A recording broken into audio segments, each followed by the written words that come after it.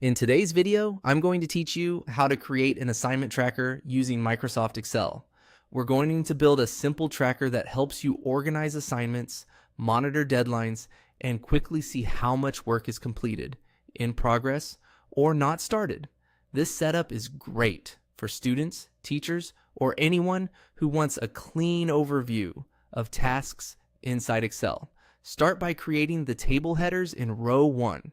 In the first row, type assignment ID, subject, assignment title, due date, priority, and status. These headings will form the structure of your tracker, so each column has a clear purpose. Assignment ID helps you label each task. Subject keeps things grouped by class or topic. Assignment title gives a short description. Due date shows when it needs to be finished.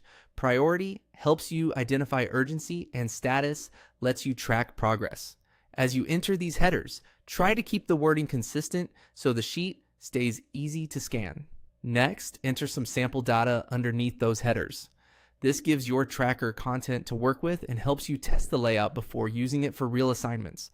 Add a few rows of example assignments with different subjects, due dates, priority levels, and statuses. Using a mix of values is useful here because it lets the summary section reflect a realistic range of progress. Make sure your status entries are typed consistently, since the formulas we'll use later depend on the wording matching exactly. After that, create a summary section in column H. In that column, enter the labels: summary, total assignments, completed, in progress, and not started. This area will act like a quick dashboard beside your main table. Instead of reading through every row to check your progress, you'll be able to glance at this section and immediately understand your workload. Placing it off to the right keeps your worksheet organized without interrupting the main assignment list. Now it's time to enter the formulas in column 1. In cell I2, type equals counta open parenthesis A2 through A6 close parenthesis.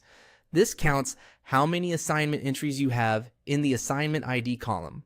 In cell I3, type equals countif open parenthesis F2 through F6 comma quotation mark. Completed quotation mark close parenthesis.